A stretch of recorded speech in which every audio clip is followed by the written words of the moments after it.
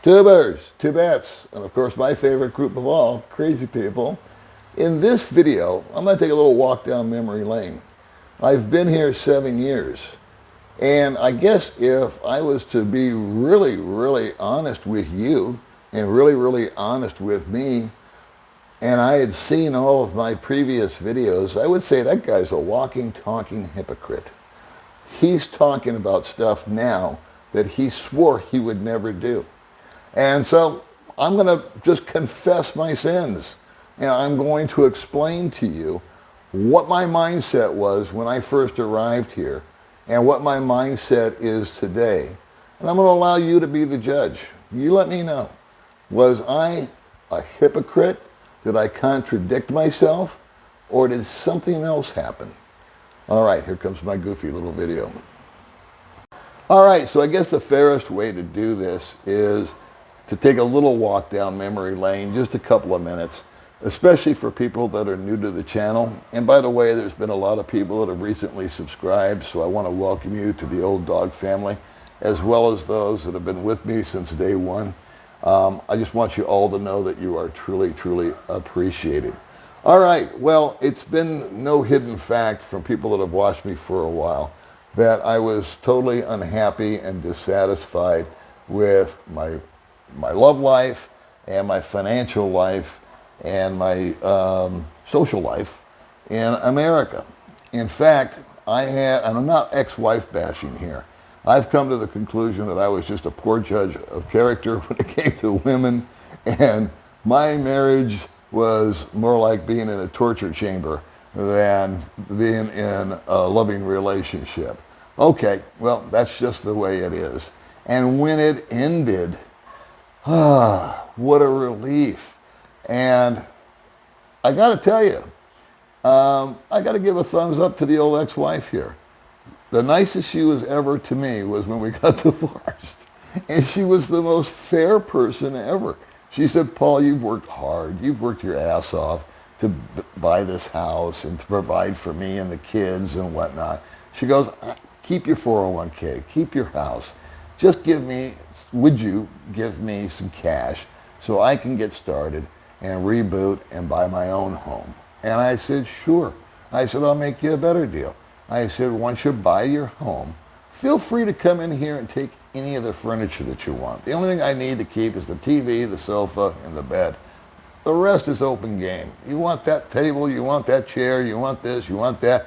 Rock on, sister. And she did.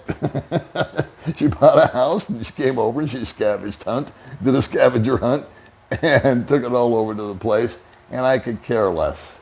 And I lived alone in this big 2,800 square foot home, I guess it was, for at least a dozen years. I lose it a little bit. It was 12 years, 13 years, 14, something like that. I can't even remember the date we got divorced.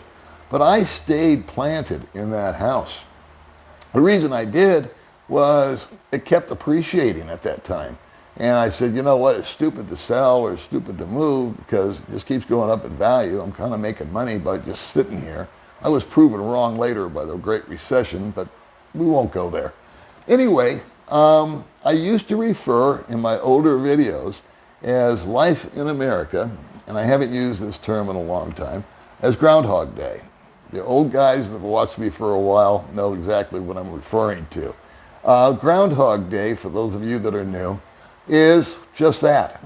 Every day in my big box, okay, big empty box, me by myself, I would get up, I would go to work, I would make the commute on the freeway, go to the office, do my thing, make my money, get back in the car, come back on the freeway, pull into the garage, walk into the house, have dinner, watch TV until I fell asleep. And that was today. Yesterday was just like that. Tomorrow was going to be identical, and therefore I referred to it as Groundhog Day. Oh, so I did that for at least a dozen years. But one thing, the big elevation, the one thing that really was a relief and a lift off of my shoulders was all of the responsibilities. I had joint custody of the kids. They were still minors, and I was able to take care of them. But with the joint custody thing, I found myself with a lot of free time by myself. And I found that I really just enjoyed being single. I had absolutely no aspirations to fire up any kind of romance.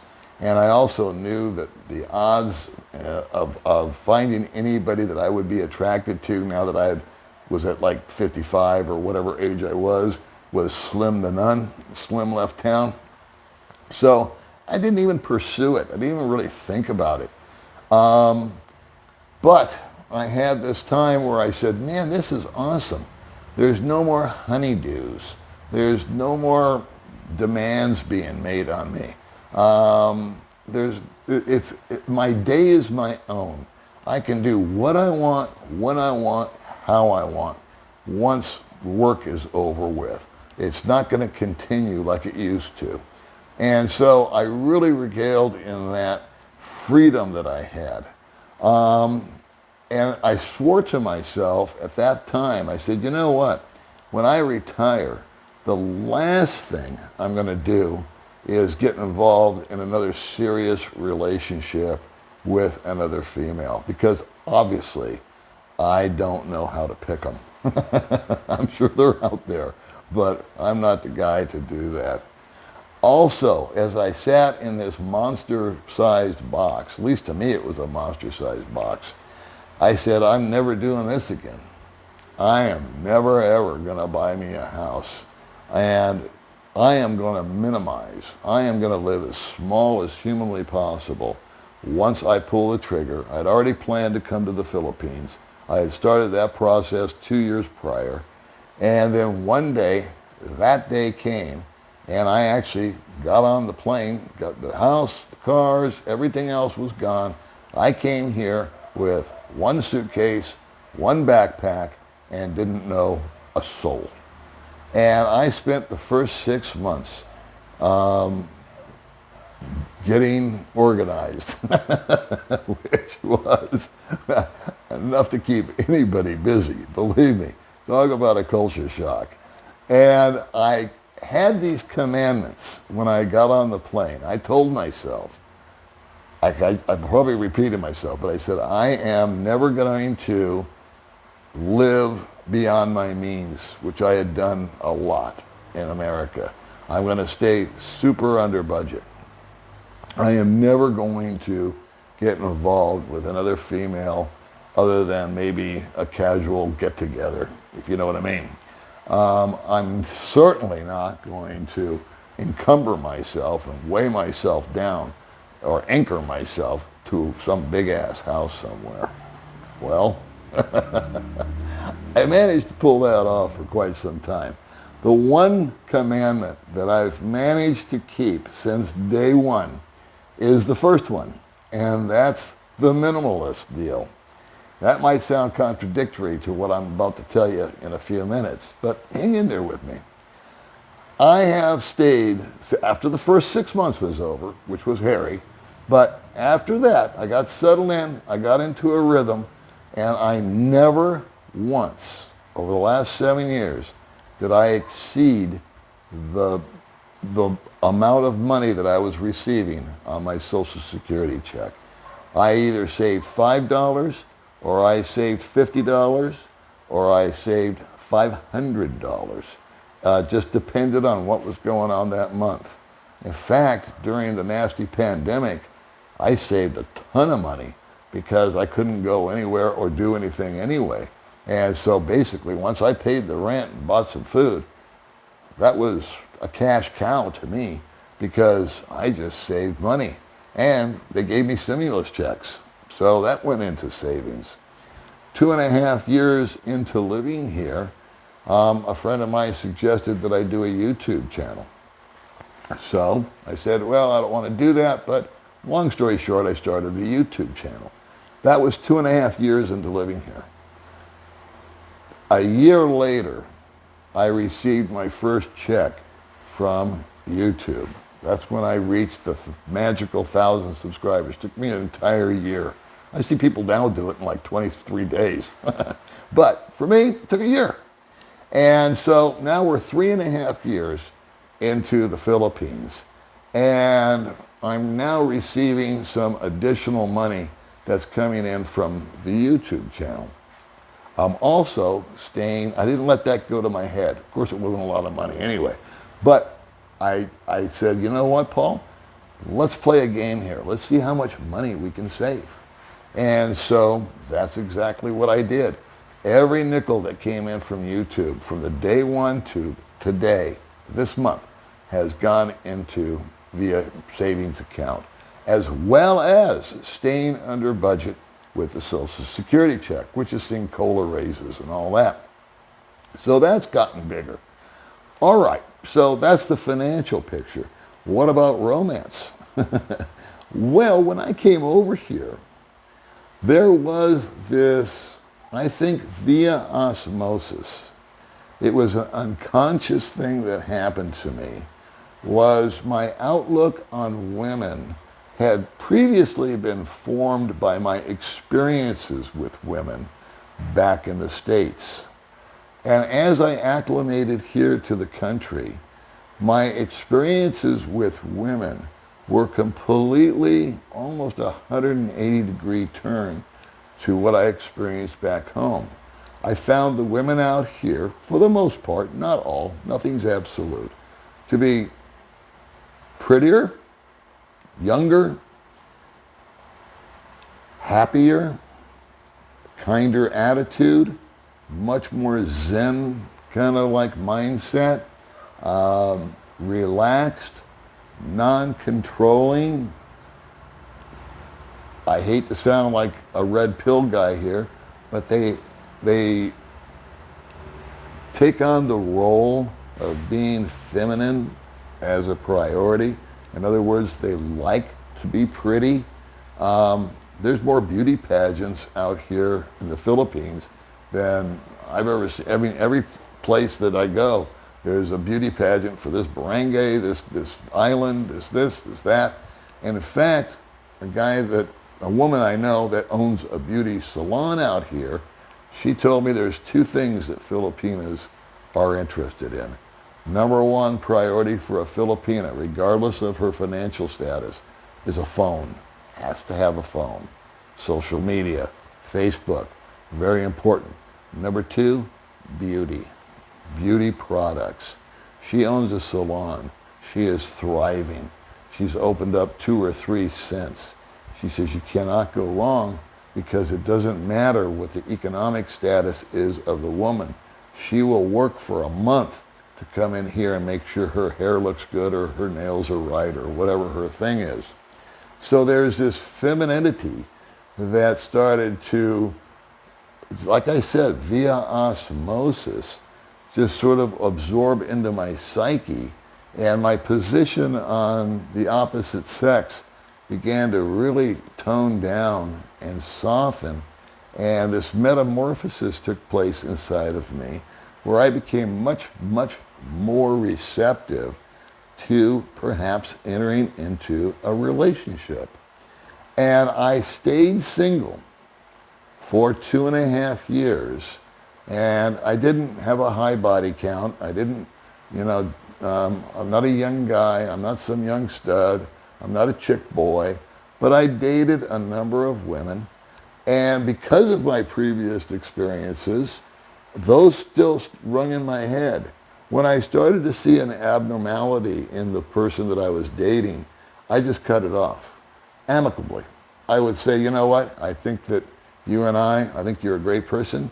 I think that you're going to make somebody a great spouse or mate or whatever you want to call it, but I just don't think you and I are going to gel. And it's me, it's not you. That's the old standby reply, right? And so, believe it or not, I was able to kind of cut the cord before we got along too far. And then, to this day, I'm still friends with probably 75% of those women. 2.5 years into this, just as I was getting the YouTube channel started, I met Baby May, who is now my wife. Remember, I swore I was never ever going to get married again. Does that make me a hypocrite? Maybe, but I think what happened was there was a change in attitude. there was a change along with the latitude. As I said previously, I began to soften and I began to view women in a totally different light. And their smile, their demeanor, the fact that they enjoy being a housewife, or much more traditional, I think is the proper phrase, and that men are men and women are women, and it feels like I'm back in 1950s and 60s when that was predominantly how it went in America. And nobody's got their thumb on top of their women. The women just prefer that. They don't really want to be in charge. And then when I met my wife, she struck me in a way that no other woman before had. And so her and I began to cohabitate. And we lived together for a number of years. And I realized that I didn't do it for me. I did it for her. I married her. Because I knew that for her to feel complete, and it's very important, I think every girl dreams of the wedding and the white gown and all this, that, and the other. And I think there's a little girl that lives in all grown women. And so I didn't want to deny her that. And I also said, you know what? I'm committed here to this person. I have absolutely no desire to go out and be with anybody else. I don't want to have an affair. I don't want to have, I'm going to be with her till the day I die. And actually, it would be better legally if I was married to her so that I could leave behind her whatever assets or whatever cash money that I have acquired over the years. To transfer it would be a lot simpler. Once her and I became husband and wife, she had always carried about 10% of this little bit of uncertainty and angst and concern that, I could just, like the people before, I could say, hey, you know what, it's not working out. Well, that's no longer an option over here.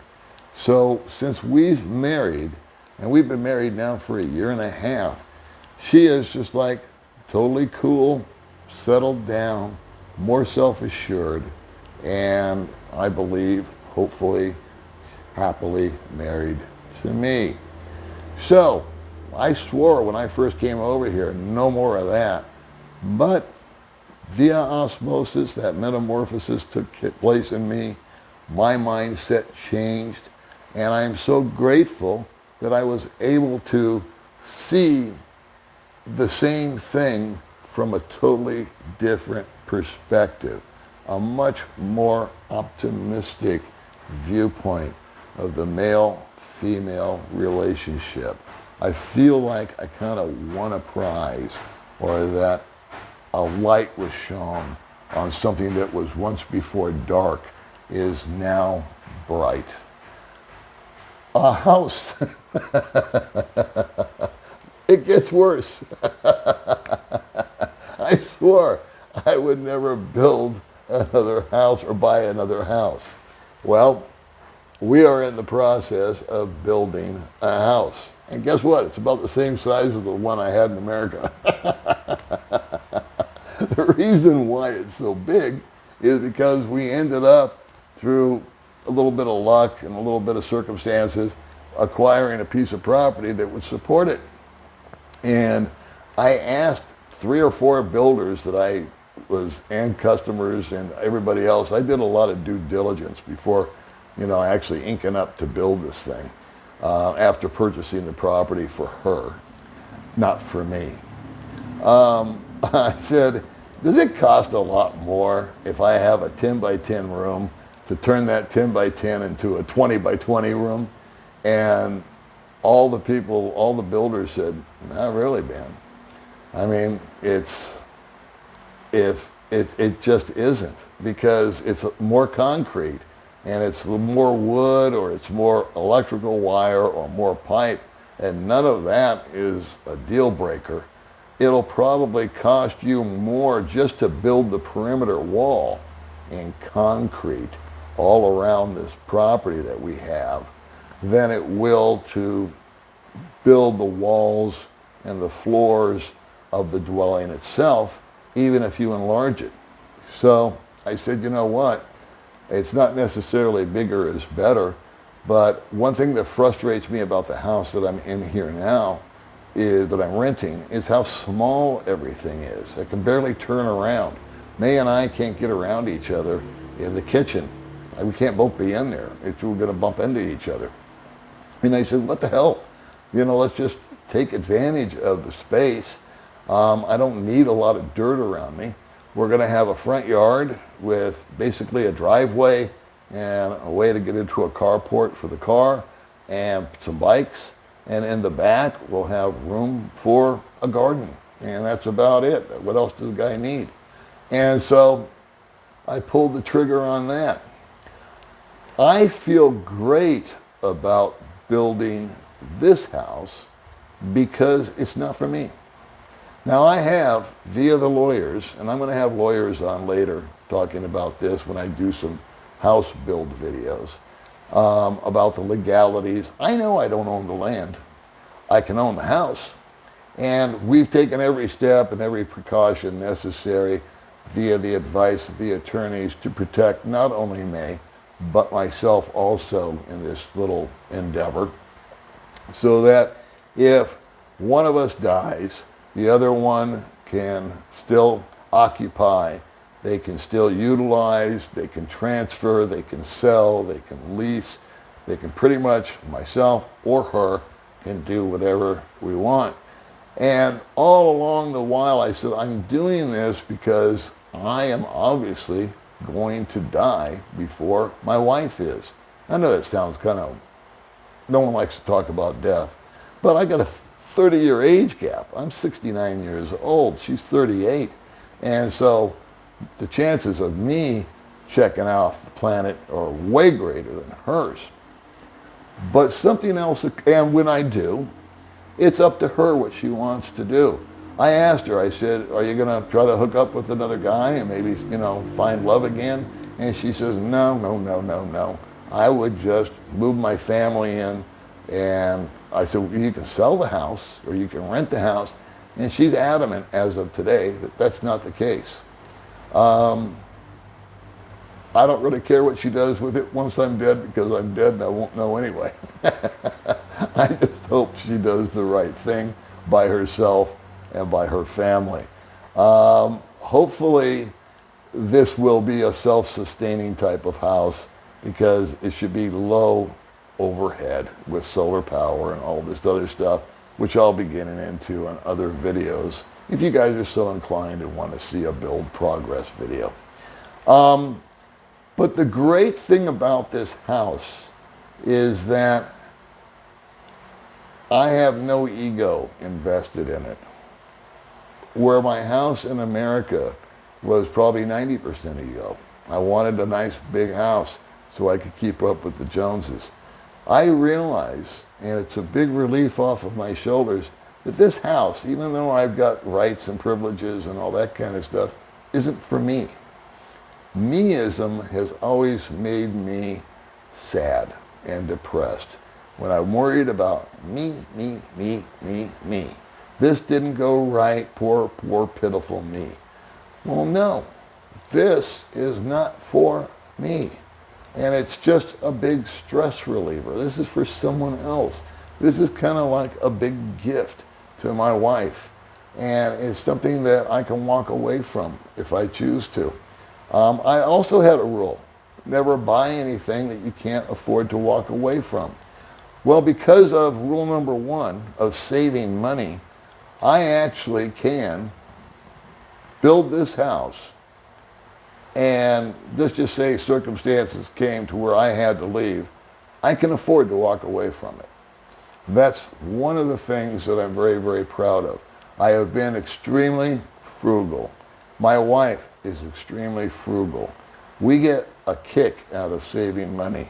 So we found a way that we could build this house, pay cash for it, in stages as it's being built. And at the end of the day, we will still be right about where we were when we began, and that was over a year ago, buying the land. If the unthinkable happens, because this was brought up by the lawyers drawing up the contracts, Paul, what if May dies? That had never occurred to me. I said, holy crap. It could happen. She could. I mean, I saw a thing on the news, the local news here, that a woman and I think 3 or 4 kids were killed by a cement truck as they were simply driving down the street. Shit happens, pardon my French. But that could happen. Something of that nature could happen to my wife. God forbid. But what would Paul do?